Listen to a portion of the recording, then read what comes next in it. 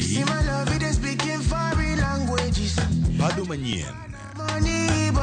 Mukti nyakati cha beach, chakre sa beach onyango. Manera Ramogi TV.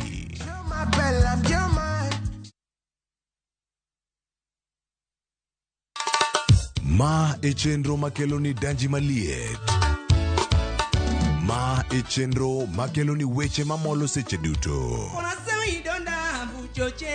We are only beating job. Kik od belo bai. Kabuona ngol moral mar mdakel belo kaka winjore. Ma e chenro makeloni duond yawuoto nagi. To wakwa rowere bende kiyudo matin kiki chamte ikungo. Duond mine kaja odi miyo nigi pesa malo dichuo. Support. Kodo hala. Gimotimo as a fashion house, we measure in both ladies gichuo. Mane mbak ndalo chakre wuok tich nyaka tich abich saa 8 odiechieng'. Mane Ramogi TV.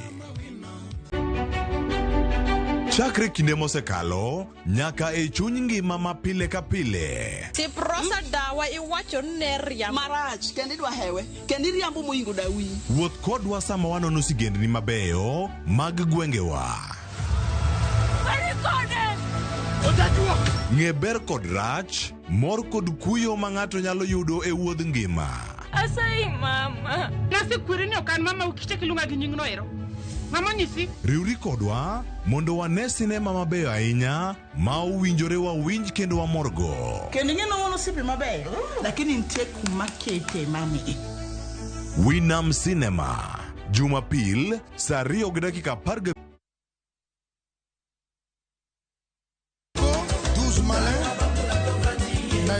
Wakelonu chenro mar tiedero. Citizen Kenya, Freddy Afune Papa. Kama yude mor mar wende mag rumba kokelni kod Ninja the Entertainer kod DJ Smollett en miel gi wer motimo Cathedral. Eye kanyo bende wakeloni jangolo mar juma.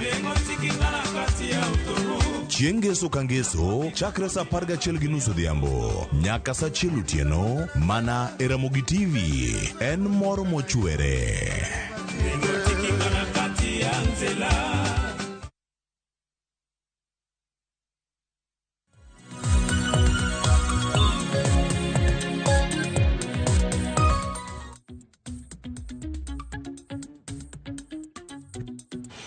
Jagora mo jonga yore kino machiegni mantiere karkae chal mar piny Kenya chakore sani ka wantiere kodi karka achiel kachiel waranga ni piny Kenya to chung kama chal nade awa koni kaka gazet mar Daily Nation ondike kanyo ni fired end of the road.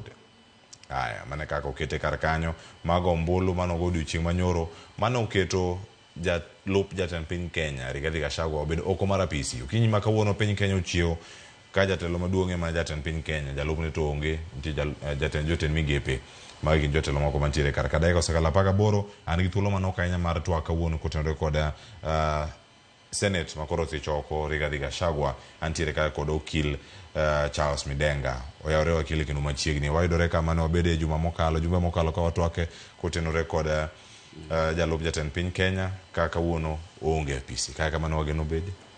Sorry. Kaka mane wadhi yudore bang' kinde duto. Erokamano Cleophas moso nyikwa Ramogi Jwang' no yawre uru kumoro amora munenowa. Wach ma obiro mawendo man wachakore manotimore nyoro en wach mar wacho ni en both political kendo nitie weche mag chike manie iye. Magi matimore sani wawacho ni sani Rigathi Gachagua iluongo ni former deputy president. Tere ni en jalup ker machon. Sani koro apis mar jalup ker iluongo ni en vacant gi dongere. Koro gima dhiero ane to seche mane gigino chakore to Gachagua to ne gi tactics mage kata gimiluongo ni strategy mane manengo. Kesa ineno kano iya ni odhie process te chakre od bura nyaka senate ni penyo ni to kad ne maleng' mane en godo politically den mane. Beno ng'eyo ni en gi jokwana di e od bura. To beno ng'eyo ni en jokwana di e senate mane nyalo rese. Ang'o momiyo no yie ni odhi e od bura modhi e senate to ong'eyo ni en gi jogo morem mok nyal rese. Nikech kuma koro yudore sani ni rach moloyo kadogwe tao. Kadogwe tao no nyalo chunga igalo fario gario giprario gabiri mabiro ni no nyalo bedo running mate mar ngata ni nyalo kata mana gwele elemo mora malungo ni appointive no nyalaro kata kom mar governor kom mora no nyalo no ko lapre ndong to nyalo laro kuma yudore sane ne ok nyalo laro kom mora to ok nyal gwele apis mora en koro obedo kuma chalo wach mar Waititu to gi Sonko kesi wakong'iyo katiba article 75 wacho ni ko oyud ni in gi keth kati bedo impeached ok nyal bedo ni nyalo gweli kati nyalo chung in kairo dhi kamano nikech wang'iyo ni iseketho chik integrity mari onge koro but gima wacho kendo ni to kodhi e do ni gima luongo ni jurisdiction tene en gi oteku mar yalo wachno nyalo miyo ni to be wachno no dhi makare be ne giluwo chik be no miye thuolo maber mar chiwo ywakne to gik machalo kamano but kama wuoyo kodi ni onge order mora moseyudo do manyalo mono jatend piny Kenya moluor William Samoei Ruto mondo ochak achiel kachiel mar ng'iyo kaka vacancy mar apisno inyalo tim koro seche moko be en mong'eyo kaka nosomne paro kara mana kipache kaka ne chalo ok wanyalo nono matut nikech wambe wana wakia strategy mani ang'o momiyo no yie mondo dhi e od bura mochako dhi e senate mano korange odiochieng' manyoro nitie gino mano obwogo oganda ahinya momiyo kata senate bende ochungo chenro gi kuom kinde moro malach ahinya bedo matuo mar jalup jatend piny Kenya motere osuptal no mano makare no odiochieng' manyoro mano miyo senate obedo gi thuolo madhi saa achiel ka onge gimoro malong'o ahinya mane timore bang'e to duoko go ombulu mondo mi senator wacho ni ero wang'ado ni wadhi nyime gi twak kata ka onge entiere osuptal okinde magine loso kendo wacho ni mana achiel kuom gigo manya bedo ni gin fuo kata gaps moko mantiere manyalo miyo gimaka bura motegno ne chenro gi duto ma senator dhigo nyime ka koro gichomo do mokwongo ni tuo mar dhano en gima ok nyal geng' makano timore kamano kendo onge doubt ni no tuo kendo no aneno kata mana laktar mare miluongo ni Gikonyo ne wuoyo ni ene kar thieth mar Karen to seche mora ma kidhi e do kata gimoluongo ni any forum nyaki dhi gi rules mar forum ada mi example achiel igalo fa 2014 piny miluongo ni Somalia notero Kenya e court miluongo ni International Court of Justice e wach mar border Kenya notimo gimiluongo ni objection notamore ni mokwongo court no onge gi jurisdiction mar ariyo ne gichagi wacho ni achiel kuom judges manitiere kanyo en ja Somalia koro giyudo fair hearing do no notamore mowacho ni gidhi gi bura Kenya nokun mowuok 2017 do no dhi mbele mong'ado bura koro wuok mari e od bura mar okinde nok nyal mono senate mar dhi mbele ne gitimo makosa mar wuok gimano onego bed ni gitimo no onego bed ni gidhi adhiya mbele gi play by the rules ok nyalo wacho ni dhi forum mora tidwa ni dwachi manyaka tim gimano onego bed ni gitimo ni ne gi dhi adhiya mbele ma gitim submissions mag kako nyisi kesa ni ka gidhi do to do dhi penjo no mi opportunity mar make submissions to une manu tamoru muwuok winjo koro kada kineno kaka burano ni yale all along kani yalo cases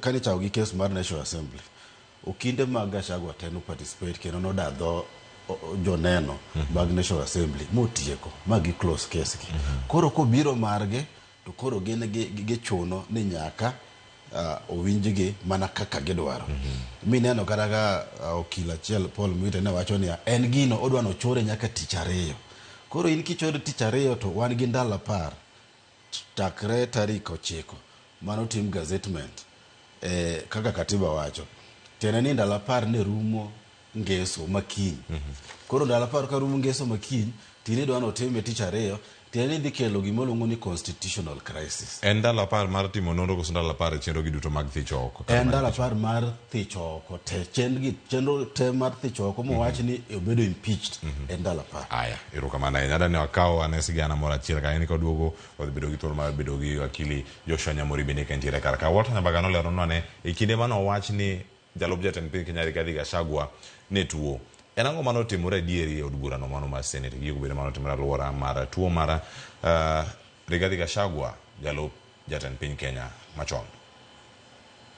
Mana bang' seche ariyo to senators goyo ombulu mar thicho oko Gachagua ya PC kata rese lwet jo od bura e TWAK mane ochan mondo dhi nyime tok ka od bura mar Senate oduogo koa e migago. Spika mar od bura Amason Kingi oluongo kinde mag Gachagua mondo gwele nyim od bura mondo dadhoge mana kaka odadho Mwingi Mutuse. Gachagua ne dhi bede lwet James Orengo to kod Otiende Amollo lwedo mane osechiek chuth kod penjo. Senior Counsel Paul Mwite, if you're ready, you may now usher in your witness.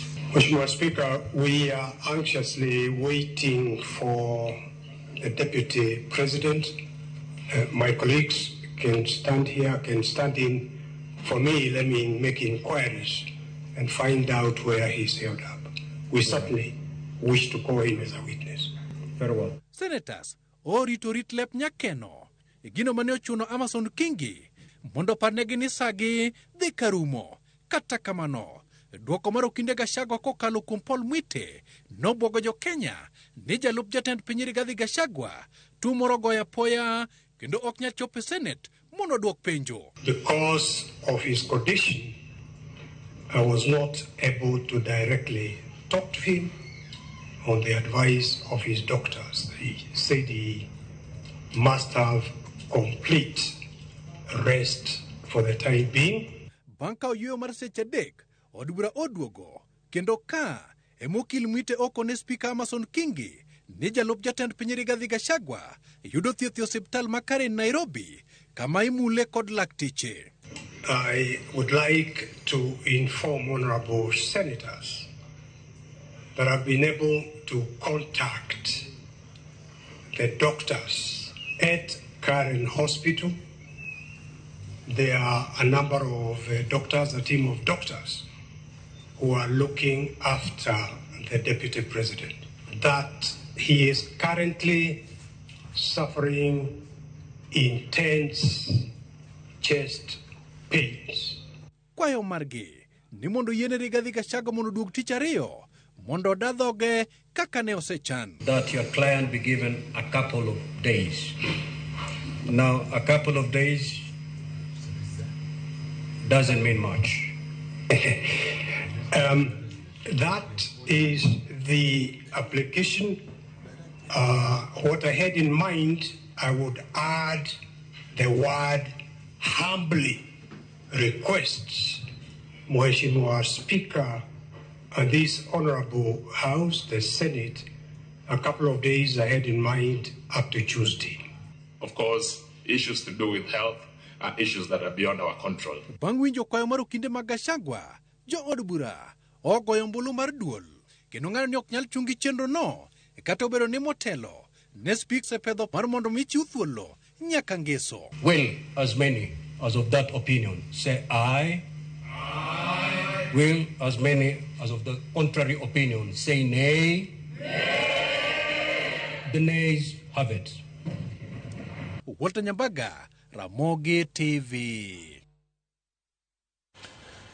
Aya, maso gana molos makanyo koda Walter Nyambaga kendo en moro bende motenore koda gino ma omiyo od bura obedo gi ng'ikni moro manok ahinya kinde mane gi duto dhi nyime. Tako na dhi tuda ka achiel bende koda weno mar ariyo ma Joshua Nyamori wakili ma bende wantie koda achiel kae amba dano miya paro kotenore koda wach kata ng'eto mano ng'ado timo manyoro ni Senate koro thi choko Rigathi Gachagua kaka jalup jatend piny Kenya kendo koro kete obedi jalup jatend piny Kenya machon ka jalang ni jalup jatend piny Kenya mar ariyo historia mar katiba manyien mano mar 2010 wakilo yaure kino machiegni mosenya gi matimore ndara mamakore. Erokamano Cleophas, timo mos kuom leo. Yeah. Mos. So mana kamora chako awa secha kuchenro awantie ka koda wakili Charles Midenga kamora ngo kawuono gino motimre odiochieng' manyoro e od bura ni mano mar Senate iwacho ni en gimoro ma ne oringo piyo ahinya wacho ne kaka nochake odhi nyime kata ka jalup jatend piny Kenya machon gisani nitiere osuptal bang' sigara mowinjo kar kae gino mano timre diere de wache amo an anya wacho ni nyaka nyo dhi piyo kamano nikech gima nyo wadil go en wach mar telo mar Kenya telo mar piny and deputy president ing'e ni en ng'ama okonyo president tich to mar ariyo ni ka gimoro nyatimore ne president nego bed ni en mokawo telo omiyo ka nitie crisis e office mar deputy president dwarore ni mondo crisis no bed resolved piyo crisis manyo wuok momiyo koro gini nyochopo e parliament the National Assembly modhi e Senate mondo tim impeachment it was important ni mondo office ma the presidency obed stable nyaka nyo gi move very fast and process no and process mobedo defined e katiba and therefore the Senate the National Assembly gi Senate nyaka nyo lu mana procedure mobedo laid out the other thing ni being ni en gir siasa nyo en gima destabilize the country in terms of siasa ka jo siasa ringo kone gi koni ka wacho weche mopogore and most of the time it is important ni kantie political tension in the country titimo gima nyalo restabilize the country ndapa ni process no kanyo nyoro gotieno seneno ka by gukinyisani Senate no segolo gazette notice manyiso ni nyogi se impeach deputy president manyiso ni sama wantie ni deputy president ongi office president nigi thuolo ma mochiw gi chik mar 14 days mondo nominate ngato mondo or to the National Assembly for approval and the National Assembly nigi 60 days however wageno ni ibrotime yo mapiyo mondo room the most important thing katieko en ni process ni nyotimore kaka chik dware nyotimore in a way ma fair maonge ng'ama nyalo wacho ni nyotuo ni thuolo mar biro kanyo unfortunately nyo olandi ka process nyo chiko kama koro rume kama nyo nego bedni deputy president yudo thuolo mar loso ni obedo matuo suddenly and otere hospital but mana kaka wakinde manyone kanyo to kod senators nyo wacho nyocho se yudo thuolo ma pache nyocho se chiwo both the National Assembly to gi wakinde ge nyo se loso mo cross examining witnesses manyone kaje and because of the situation to gi requirement of the law mana kaka wakili Charles Midenga ose wacho nyo it was important ni mondo process or in mondo room so the only window manyo gen go nyaka Saturday to nyo wach no tuo makata Tuesday manyo wakinde ge kwayo ni mondo omie thuolo mondo odu gingia ne ka bedo nyabedo no chango by Tuesday no. There was no certainty ni by Tuesday no nyalo bet ni koro en thuolo mo nyalo biro go e Senate therefore bunge nyo Senate nyo ngado ni gidhi mbele mondo gitieki so I think the process nyo dey in a way ma fair a way ma inclusive the fact ni the gine no chorgi they required quite a significant number of MPs and Okalagi more than 282 MPs Kenonyoro over 50 senators out of 67 senators nyokale nisoni and decision my inclusive my representatives magajo Kenyate and the fact no team public participation not 65% of your Kenya yinimodo deputy president of the MPs so I think in my view being a political process the process is effective we hope need the remaining stages brought him more pio mondo wabedi new deputy president wabedi vacuum it is possible ni watch ni podinya doke court most likely odi doke court we hope ni court they move pio mondo tieke but even as they move very fast gitieke ke interfere with the process mosatemore ero kama na inya wakili Charles Midenga kapoka ka yueyo bura manya bedo kae ni dhi bedo kata ka emake ka gini bono chopo e doho odhi bedo mane ywak maduong' mag okinde mag Rigathi Gachagua wacho ni fair hearing kata fair trial ni en mane mantiere karka ina mana lero mane yo moro mabende kata ka japiny penjre ni en wach mantiere e odiochieng' manyoro ne okinde duto wach ma giwacho en ni jatendgi mano jalup jatend piny Kenya ok yudo thuolo mar chopo mondo mi owach kor ka kore to kinde gene nitie nok gichopo fair trial ni tiende nang'o. Erokamano, nitiere weche mathoth ma giketo e mbele do.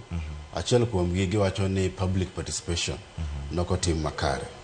Kendo giwacho ni wan e Kenya kae jok ma jogo ombulu moseyangi gi IEBC ni gin 20 million. To giwacho mano ni 100,000 kende mano timo public participation. Mar ariyo kendo giwacho ni noko mie thuolo kata kwane National Assembly mondo ochiw pache ni seche mane timo public participation jo piny nokonyis ni response mar Gachagua seche mane allegation mar gi misego to gi response mare jo piny nokomi. To kwa ng'iyo mano mokwongo public participation ok en referendum. Seche mitimo public participation okowulo ni ni wang'iye ni 20 million. Kes kata mana sami goyo ombulu seche ming'iyo ok ng'ini ni atamalo kuom jok mo register. Ing'iye ni out of the votes cast percentage chalo nade out of jok mano yedhe goyo ombulu. Kes wawuone wane ji 100,000 kende mowuok Kenya. Ko does it mean ni koro ombulu okethore? Oyo. Koro public participation ni ing'iyo mana ni kuom ji 300,000 mano ochiwore mar golo pachgi. Ne giwacho ang'o to gine kwa gen man. Koro mano ok ginyal wacho ni notimore marach. Machielo mane giwacho ni seche mane dayo dho mane ing'iyo pach jo piny ni response mar Gachagua nokomi mondo jo piny ong'iyane ni gimisego to gi response mare. Gachagua wuon no file response ni late chieng' mano ene od bura kane odhi kucho gimoro saa 10 ma jo od bura be ne ng'ur ni to koro kaka gimiwa late ang' wasom nade. Koro onge kaka ni nyalo geno ni jo piny imiyo gi response margi to kata en gino nochiwo very late. Mano mokwongo. Mar ariyo magidhi wuoye ma be ne giwacho ne gilieko Senate ni wach mag fair hearing. Fair hearing okowulo ni kidonjo e do kata od bura ni to duachi ma nyaka tim. Nyaki play by the rules. Kata mane opira referee ko decision mare en final. Ko nyisi ni in offside to in offside. Okinyal kuni kori kiwuok e pap opira pod dhi mana nyime. Koro kata en red card ma komiti nyalo dhi appeal kabado. Koro kata bana gen ne gitimo makosa ma be nasewacho mokwongo ni omigi thuolo mar submissions. Mabe jok mano nego be ni ywak ahinya ne gin okinde mag od bura. Nikech gin neno kaka Mutuse noda dhoge ma jo Kenya nyiero. Iwinjo mogol duk mare. To gin koro gik mar Gachagua to gin no tam gi opportunity mar dadho Gachagua moluongo ni cross examination. Koro gin mane gin ng'ur moloyo kata mano kinde mag Gachagua. Koro do the penjo niya no mi opportunity mu cross examine udadho joneno duto mag od bura. Ochako miu thuolo ma utim submissions maru to une mutamuru mukun mudhe. Koro udwan watim nang'o. Machielo kendo maginyalo wacho en wach mag grounds. Kaluwo ni grounds mag impeachment. Tiende ni ang'o momiyo ketho mani ma en godo. No yude gi ketho beach. To ketho beach moyude go gin very serious. Ketho mokwongo en gima luongo ni public utterances. Weche modiro kone gi kone ma thiro kwe e piny Kenya. Weche mag shareholding. Ma be no temo wacho ni gin weche ni gin coalition agreement ohoyo gino maleng' Gachagua nowacho ni jok manogoyo ne Kenya kwanza kura ni ema boyudo and en a very bad mentality. Kes kata mana katiba ma ontiere sani onge opposition to onge sirkal. Ji duto dio sirkal, ji duto chulo osuru. Makata mane od bura onge opposition to onge sirkal. Od bura on mana gi majority side gi minority side. Makata sani neno kanyoro leader of majority ka timo motion to leader of minority chwake o support. Tiene ni gin kumora chiel. Koro mano public utterance. Machielo en seo judge.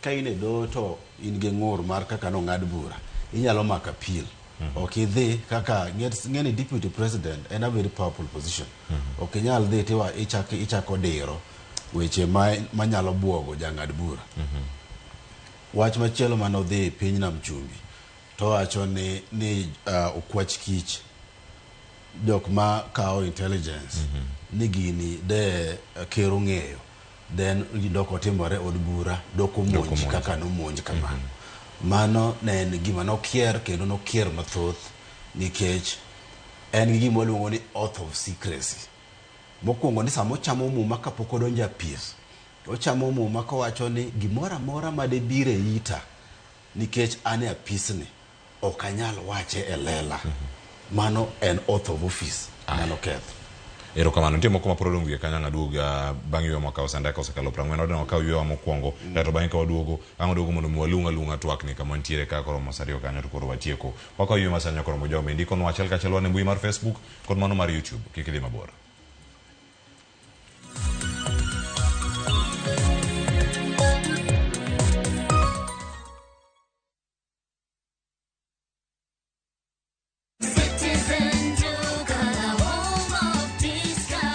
Imefika time ya kupaka nyumba rangi. Citizen Duka the home of discounts inakuletea ofa ya rangi za kishua za Duracoat kutoka Mudhukinjo. Duracoat Vinyl Silk ya lita 20 na Duracoat Vinyl Matte Deluxe 1 ya lita 4. Ukinunua hii package ya rangi on Citizen Duka for 14,900 utasave 1,250. Piga *487*5# hii ulipie na utapokea confirmation message ya kuchukua package yako kwenye Citizen Duka counter katika duka la Mudhukinjo karibu nawe.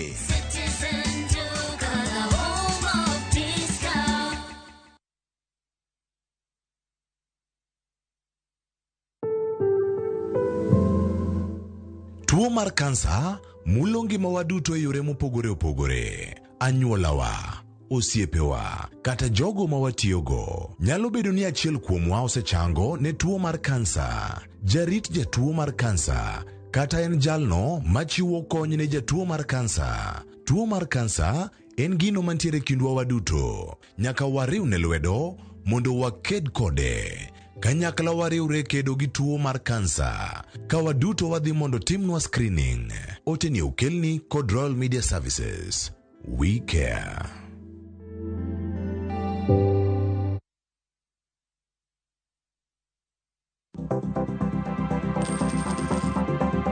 Mondo mi ikungo omenda e yo mayot kendo e yo mowinjore, onego ibed kod paro mar kungo dwe ka dwe, juma ka juma, kata odiochieng' kodiochieng'.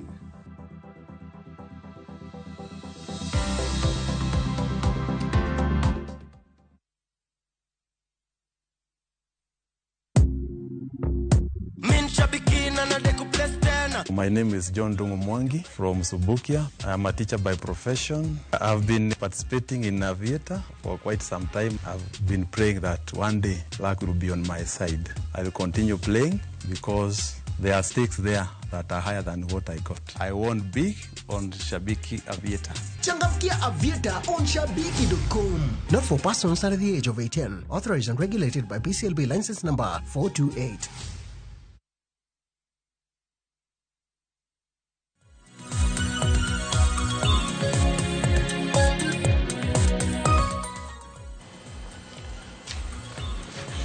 Erokamano nyakoro Ramogi jwang' kuom bedo kar ka kendo kuom ndikonwa achiel kachiel. Nowakaw yweyo ka nitie gik mopogore opogore ka mane donjo. Ruth Mevich wacho ni whoever is advising Gachagua osefeli seriously. Gachagua nyocha oseneno kaka yamo ringo omiyo nyaka ne ogo kwande maber. Penjo thoth moloyo duoko.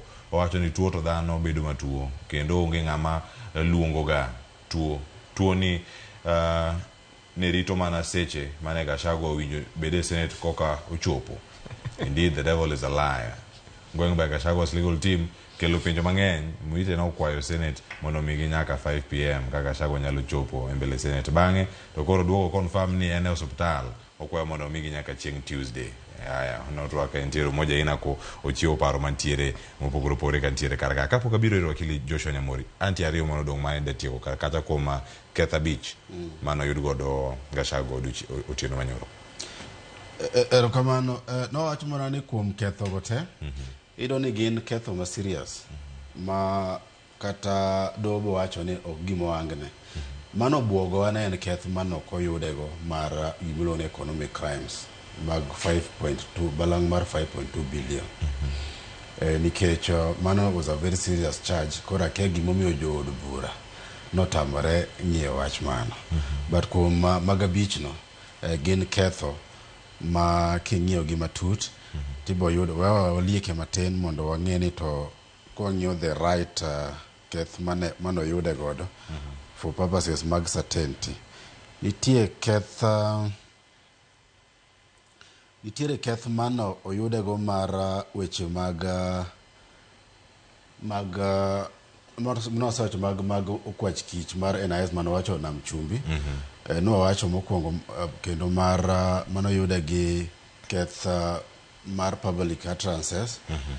Case charges ne gin count mane ne gin count ma 1 4 5 6 gi 9. Koro kiyudo count mokwongo mano yudego en gross violation mar katiba kuom weche mano wacho. Then king'iyo count mar 4 nen wach mar judges jang'ad bura Esther Maina mano no yudego. Count machielo mano yudego en count mar 5. Count mar 5 ne en ketho kuong'ruok mare. Iluongo ni fidelity to the oath of office and allegiance. Mano jok mano yie godo ne gin ji 49, jok mano tamore gi ji 16, to jok mane abstain mano wacho ni ogidhigo kura gin ji 2. Keth machielo mano yudego en mar 6. Namba 6 king'iyo en ni wach mar National Cohesion and Integration Act. En ana weche ma wacho makier, dhoge makier. Ma ji mano yude gi keth ne gin ji 48, jok mano tamore 18, jok mano abstain kata jok mano oling'o ombulu ne en ng'at achiel. Then mogik mano osewacho koro mar namba 9. Namba 9 ni e keth mar National Security Council mar NIS moluongo ni okwach gi dholuo mating'. Koro mago weche ma serious ma kodhi do to do nyalo ng'iyo ni to nikech seche ming'iyo ni to gima luongo ni threshold katiba wacho nang'o. Nowacho ka wik mokalo ni threshold mar thicho oko jalup ker kata governor opogore gi mar mbunge. Mar bunge king'iyo gima luongo ni Elections Act gintie gima luongo ni after the due process. Tiene ni mondo i-recall jaod bura onego bed ni higni 2 bang' ombulu to en koseyude gi keth to en gima luongo ni kantie serious belief. Koro kata pok omake mobedo charged mobedo convicted teka ni kakwa rangeno nitie gima nyalo nyisowa ni ng'ano ketho chik. Mano is the threshold. Katiba kowacho ni nyaka bed ni nosetwe mondo koro yunen gi grounds mar impeachment. Erokamano ahinya wakili Charles Midenga. Joshua Nyamori, jalup jatend piny Kenya kawuono waonge kod ng'ama nie apisno okinyi ma kawuono kama ntiere karka. Wacho ni nena political process mane dhi nyime kendo koro rumo. Kirange gi wang' ma josiasa kata wang' mopogore mantiere karka. Jatend piny Kenya ka odhi timo yiero machalo kamano mi kik odoge obadho. Kata wacho kane Senator mogwel ma Nairobi ne loso mano Karen Nyamu owacho ni gino mano timore mano miyo jatend piny Kenya noyiero Rigathi Gachagua kik onuoyego kadipono yiero jalup ne machielo poni gintiere en yudo chieng' ma kawuono nitie setting moluongo do chieng' ma kawuono mondo bedi en ang'o mapono ni sedo kata milieko ni gima gibedo kaka gilose maduong' nitie session mar bunge moluong kawuono and gimilieko ni chal ni kech gazette notice mar Senate ni ogol nyoro. Chalo gima president nyalo oro nying mar ng'ama oneno nonego bed deputy president ne e parliament kawuono gokinyi, so that by the end of the day kawuono debate kata ni parliament ochiwo approval ne kata parliament ochiwo timetable kaka gibro timo process no mondo finally gichiw that approval. Tinya time kawuono temo matieke nikech penjo matiero wan gi mashujaa day kai odhi be wuok ende ka jalup ne onge. Watch within 60 days. I don't think NTA check matamo President Loso Nigejide Jalupo. However, it is important for the country because Mashujaa Day is a national day. Nimondo government ka appear Mashujaa Day do be incomplete. But even if that does not happen, I think the fact ni what the bedo Mashujaa Day ka unge crisis. That is ni your watch process margolo deputy president Rigathi Gachagua nyosi room. And therefore, kaponi president chukana nomination na kawuono, whether or not parliament or chu approval mare, at least the country will be having a way forward. And the way forward, the most important, I think, message for me, my president and message ma unite the country. Yeah, because the country has to be united. At such a time, nitie winners and losers. Definitely, Jomanyo deputy president Ochwanyo nyalo feel ni gini gi win, okay, all over the country. However, nyalo be ni tie supporters ga moko aparo ni gitin but gintie manyalo feel ni process ni ogolo ng'amanyo gineno ka jatend gi etelo, and therefore chuny gi nyalo chwanyore. At such a time ibro yudo ni joma poni nitie on the winning side, excitement nyabedo kuomgi magigo siboi ne jomolus. At the same time, jomulus nyalo kun to mano okonyowa kaka Kenya. This is the moment when go bed ni jotendwa tema Kenya from all over the country join up together mondo show solidarity. Ni mana kaka parliament to gi senate nyore wore overwhelmingly mogolo deputy president giriure mondo gi unite the country makata supporters mag Rigathi Gachagua, leaders ma nyopo ni o support in this process mondo luong on board mondo poni cap appointment with you to an appointment ma the entire country osegine. Ingeo ni definitely proposals will be given marji mopogore ma kuni mopogore Kenya.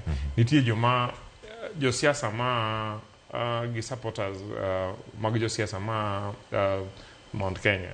Mose wacho ni for good reason nikech kom ni nyo ni kuno for the benefit of the country onego tem mondo dog you Mount Kenya.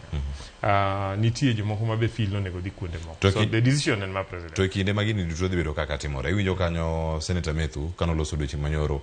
Ologo wacho ni gima timore kar kae ok odhi bedo mana effect ne jalup jatend piny ne nogole. Gine dhi ne nyaka jotelo mamoko mogoyo ombulu mondo mi jalup jatend piny Kenya odhi dala. Dipo nitie luoro moro madonjo ne joga nyama wuoke masawa kata Kenya madiere amana luoro mar Mount Kenya kama Gachagua bende wuoke.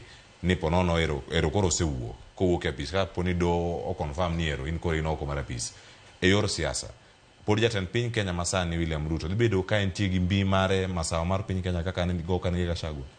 Ingeni kama jo Kenya masawa nitie sani e gima kama oganda maluo sebete igni chakre 1966 kogol Ramogi e telo, 1969 katomboya otho, 1982 komak yowuoto mang'eny moso e jela, 1992 ka Ramogi no lose election, and then even 1997 gi 2017 gi 20 kanyo Uganda paro ni gidhi bete telo to giyudo telo.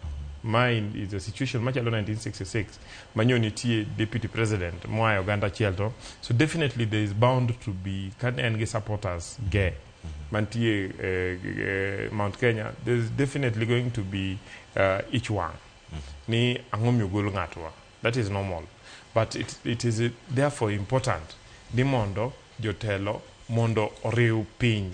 That's the most important thing. Kanyo wa election ma 2022 nyineno ka nyo oganda wa mar luo nyunti a lot of bitterness towards serikal masani, but jotelo ariyo ma one and the leader mar ODM and Migosi Raila Amolo Odinga to kod the president nyo move the country forward by reaching out and inviting jo amondo donje serikal. Fortunately jo Uganda masawa nie serikal ok ni gionge serikal. Kineno lemo mag serikal ni mang'eny all over, different ministry, department, the agencies, my government. To put again, jotelo mangeny and in parliament, leadership of parliament. So there is no vacuum in terms of representation ma jo Uganda cha. Opogore gi kaka jo kanyanam osekabedo ni ka wawuok e serikal to wawuga wate. Kwa dongo oko to wadongo oko wate. So joge ni serikal. So I don't think there's a vacuum. The most important thing is to ensure despite the fact ni deputy president to work. Jotende gi ma pododongi be treated with dignity and give their fair share. Let me not use the word share. Give it a fair claim to participation in management.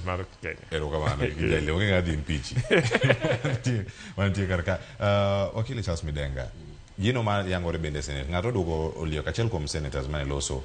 En kinde ma dobedo maber ahinya kinde Moi ka in jalupna to arimbi ka unu Kenya yero ng'ato moloyo kale process mabor ni duto iwacho ni katiba osebede tem dikete yo machalade kipime kod kinde machon mane jolup jotenda piny ahinya jatend piny achiel ne wilo gi kinde ka kinde nikech en ema ne nigi teko mar timo kamano sama wantiere ka. Erokamano kanyo no sae to kwadoge gomiyo nwae ni nwadwaro ni wan gi gimoro ni predictability and certainty e weche ma jok manie peace. Ni ka ina peace to nyal goli samidwaro tiketo ngama chielo. Koro kanyo no sae gimoni go benwa temo ni wan gimiluongo ni a delicate balance niya impeachment okoni go benia na tool for intimidation to kendo chako ng'iyo niya ng'at manie peace ma misbehave be wang'iyo ni to ere kaka wanyalo ng'iyo accountability. Koro competing interests ariyogi nyaka wang'i kaka wa balance gi emomiyo nwa kelo wechegi. Mae mokwongo e katiba mwang'iyo wach mar thicho jalup jatend ker oko miboyo ni wechegi gin wendo kes kata sama wadhi mbele ka nitiere mudho kech wakia ni to seche ma koro apisni onge ng'ato. Koro filling vacancy itimo nang'o. Mokwongo king'iyo gimoluongo ni katiba adwa nasom ne mana jopiny gi Kiingereza to adhi loko ne gimondo ging'e for completeness of discussion. And Article 118 of the Constitution wacho ni Parliament shall facilitate public participation and involvement in the legislative and other business of Parliament and its committees. Katiba wacho ni gimora mora ma od bura timo nyaka bed gi public participation. Paro maduong' ni ndalo 14 chakre nyoro chakre kawuono ndalo 14 oningo bed ni ker osechwalo ng'at mogwelo mondo okaw kom mar jalupne otere od bura ma ndalo 14. Then katiba wacho ni od bura omi ndalo 60 mondo kendo katiba wacho ni katiba ko wuoye gimiluongo ni vetting gi approve. Katiba wacho ni voting. Katiba wacho ni jood bura bogoyo mbulu ng'at ma ker ogwelo mondo okaw komno. Koro paro maduong' en mokwongo ni oningo bed ni jopiny iwinjo pachgi e wach mar public participation koso. Mano mokwongo. Ma ka wadhi e od bura kaka kawuono liekore kuonde ma koni gi koni ni achiel kuom order paper kuom gima gidwa timo en ni gidwaro sidho ng'at ma kero ogwelo. Koro mano gima liekore. Penjo maduong' ni kok gitimo public participation gikier koso gikier to do nyalo timo nang'o. Mar ariyo ang'o momiyo nwaketo ndalo 60? Ndalo 60 nwaketo mondo mi od bura thuolo malach mondo ging'iane ni to ere ng'at maber manyalo dhi kanyo. Machielo nineno jalup governor ma Kisii kano bedo impeached kane governor Arati onominate ng'ama chiel mondo kaw kare. IBC no omiye osimbo nondiko ne ni ma has been nominated IBC. Paro majano penyo ni to kaka IBC nitiere sani bonyalo timo gino koso answer en ne gima ne gi IBC notimo en gima luongo ni administrative function minyalo tim gi secretariat kata commissioners onge. Nikech commissioners tichgi gin weche mag boundary delimitation, weche mag registration mag voters, weche mag tayo by election, weche mag tayo yiero maduong' mabe ok en wach mar nomination. Koro kanyo kuma IBC donje onge. Ka IBC sidhe ten mana wach mar administrative function ma CEO nyalo timo, ma en gimiluongo ni day to day running of the secretariat.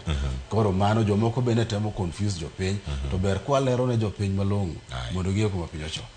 Kilero kanyo ang med magi wach mari mogik. Oguda ka Yesu wacho kama. Oyawre kleo ma Oguda ka Yesu mar Migori piny na wakili ka do nigi teko mar duoko Gachagua e tich mano mar DP. Erokamano, mano penjo malewo ahinya. Oguda ka Yesu osiepna mosna. Nitiere cases mado osechiwo order to cases mado otamore.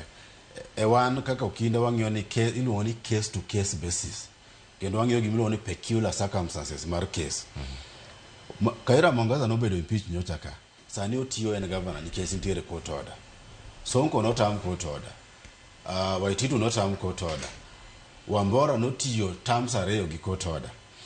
Koro mano boluwo ni to pek mar case mar Gachagua bo chalo nade. Okonya speculate sane ni do dhi miye kata ok dhi miye. Do bong'iyo ni to be process no dhi makare. To be grounds no bedo substantiated kake wach mabe no ase wacho man. Koro mani ma do bong'iyo. Do ng'iyo ni case nyalo ni nitie cases ma seche moko facts are almost similar. Nitie gimoro matin makelo gwenyruok kanyo. Koro mano doe mabo nyalo ng'eyo kadi bo miye order kata ok nyal miye order. But gima jo Kenya nyaka ng'e ni do ni gigi miluongo ni jurisdiction. Kes ntiero jomoko mane wacho ni impeachment kose timore to mano wa misdirect jopiny. Do bo ng'eyo wacho ni process bene ni kare Gachagua bene omira tiro mare seche mani thiecha oko. Kama to bura ni nyalo dhi nyaka Supreme Court. Mano because of public interest. Ok wanyal bedo ni koro wanae mondo higa 2027 chopi kapod wayalo wach Gachagua. In the interest mar jopiny kata public interest, onego bed ni gini kar mana ndalo 30 kendo wasetieko weche go te, nikech wanyalo dhi e constitutional crisis ka onge jalup ker to ker be owuondre ni onge. Then wawacho ni koro speaker katiba wacho ni act for 60 days mondo watim by election to IBC be onge. Koro odwa ni gino watim piyo wayudi jalup ker mondo wuotho manyien. Okonego chak gi IBC mondo chak giduogo ni IBC cha oleo nango. Erokamano ahinya Charles Midenga. Wach mogik manya bedo kar ka wuok kuom wakili Joshua Nyamori. Jopiny rito gi siso ahinya mar neno ni jalup jatend piny Kenya manyien dhi bedo ng'a. Poro dhi dongre Gachagua kapo ni odhi e doho koso dhi chopo kama chal nade. Ni mar nitiere wach madonjo kar kae kokona ka ni sa orumo.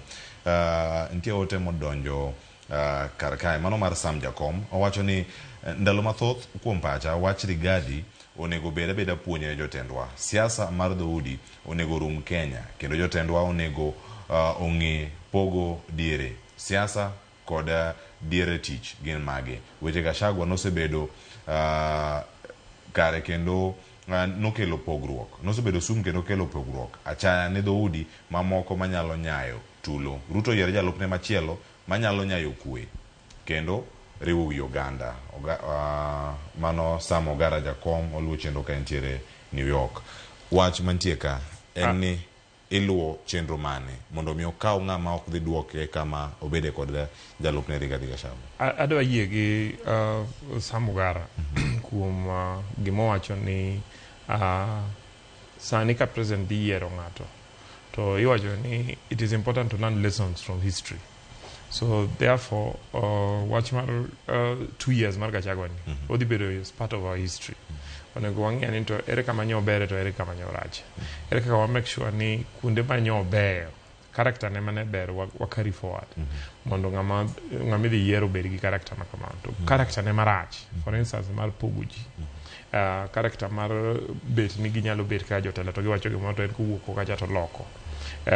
Character mar feel ni eno represent mana community and so on and so forth. Grounds manyo bedo go impeach go. Wa make sure ni ng'ama dhi yier en ng'ama wan nyalo riwo jo Kenya. Ng'ama kapo ni ker onge to nyalo bedo president. En ng'ama oluoro jatende to at the same time oluoro jomutiyogo to luoro jo Kenya. En ng'ama bro timo gik moko koluwore gi chik and so on and so forth. So I feel ni mago are things ma jo Kenya onego encourage the president ni kaponi ochiwo nomination whether time kawuono or another day in gi 14 days to make sure ni o take into consideration mago mondo wayud jatelo manyalo move the country forward. The most important thing after that en mondo wariw Kenya mondo Kenya move forward together. Ka odiochieng' ma kawuono jatend piny Kenya oyiero kata nominate jalupne to Rigathi Gachagua dhi e doho gi jogi gi kindege to dogo win case ma kamacha to jal mano ogwelni nitiere peace wadhi bedo gi jolup jotend piny Kenya koso mar do dhi bedo nani. That cannot happen. One, nyaka wang'e ni court en an arm of government. Okay, ni court en sirikal moro mopogore gi sirikal.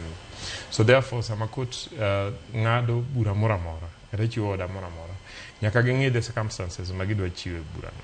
And in my view, in such a public interest issue, oken interest mar individuals, whether president, kata ng'amo yiero, kata Gachagua manyo golni, ema di carry the day. Ema di carry the day in the public interest. What is important? One, mar ensuring ni katiba o law, but secondly, ensuring ni interest mar jo Kenya as public or be taken into consideration. My view, and I might be wrong, and any process mar nominating ngato material gine bunge mo be approved ni obedo dan mo be effective. I doubt ni mangano donjo office obedo sworn in. I doubt ni court nyalo wacho kochopo chieng' tich ariyo ni wagol ng'ani. Jaduong' Otiende nyicho wacho gimoro, nyicho ochiwo example mar gima timore e labor law. Ni kaponi ochopo kama employer kata boss ok nyal tiyo gi jatich. To kata ne court yud man jatijni nyicho gole e yo moko riere. To most likely gima court nyalo miye en compensation. Court ok nyal chuno boss mondo ti gi jatich ma jalwedo ma ok ginyal tiyo. As we have said, there is no way the deputy president the relationship man osebedo broken ni nyalo tiyo gi the president cabinet to gi security council and konyo president tiyo tich, and therefore I don't think that will happen. That is my own personal view. Ero kama na wach mari Ramogi geno mabedo go mbele kaka wasudo bed mane kata yud mar wakili Midenga bende geno makoro wabedo go kaka jo Kenya ka wasudo nyime. Anado mana nyiso jo Kanyanam ni opportunity ma ogine ma wayudo ma jo Kenya nyine no ka yuwuot ma kanam nyanam nyonie mstari mambele parliament kanyiti mogini manyiso ni sama Kenya nitie crisis jawacho gani ya Uganda maluo king'io history ma Kenya kata history kama mo sebeto wabed gani either one the destabilizing factor ma destabilize the state kata wabedo the stabilizing factor. In this particular case nyo wabedo the stabilizing factor. And one kakoganda onego wayud waka opportunity ni mondo wami the president to give government the confidence the pod wadhi miyo gi support so that we use that opportunity mar pod sudo machiegni gitelo, and so jowa kunde manyalore e telo ni. As I said before, ne wadonje serikali ni gi one way ticket okwuogi makado oganda moko tewe o serikal to wan wadong mane serikal kan kiji wadok kama ne wantie 1966. Thank you. Ero kama na nyawo Ramogi kokele. Ero kama kapoko wacho wach na Ramogi nitie penjo mani penjo ni to ka do wacho ni Gachagua no gole kokadho chik to yudo ka jalup ker moro be nitie ne onyalo bedo gi jo temenadi. Court nyalo wacho ni wayudo ni no keth chik but wanyalo timo ni compensation for violation of rights. Court koro nyalo compensate but wacho ni case koro ntiere gimolo ni substantive office order okonya interfere god in the dala to mi kama mano okowulo ni en entitled gimolo ni benefits mag office opogore. Then koro ka wachna mogik en paro maduong' seche mitimo weche mag impeachment chakre ga 2013 e piny Luo onge governor mano osebedo impeached nyaka nene. Does it mean ni one governor tiyo maber koso oyo? To wan ema wan chien e weche mag development. An gombo siemo kendo wach ma is very important. Agombo siemo MCS tema piny luo ni to uneno kata ga backyard mar Ker Mutai, Dr. Mutai no thicho kuma senate morese. To governors wa ok tine jopiny to uchalo jok ma onge duol. Makate timo ni yiero speaker kata yiero ng'ato chalo jok ma kodhi kaja to sesiem wang'. Ere gimunyalo timo mondo ulok ngima jopiny mondo wane kaka dongruok nyalo dhi mbele. Ok wacho ni koro mondo impeach ng'ata but uket jo governors tesre ma ng'at mok tine japiny to ningo misiem mager. Erokamano ahinya Wakil Charles Midenga kachal kod Wakil Joshua Nyamori kuom thuolo matwa kod okinyi ma kawuono ka wagolo dok ir jopiny ging'e gigo monego bed ni ging'eyo ma ok ging'eyo bende gimed paro e wigi ma ging'eyo maricho bende gigol e wigi. Mano gima mantiere kar kae. Chenro mar Piny Akora Ramogi jwang' en moro marani bedo kodwa ka kindi kono achiel kachiel nochak chenro nyaka sani dakika osekalo ka 10 tok saa 2 mar okinyi ma kawuono. Chenro mar ng'e jothumbe wabiro warangane ka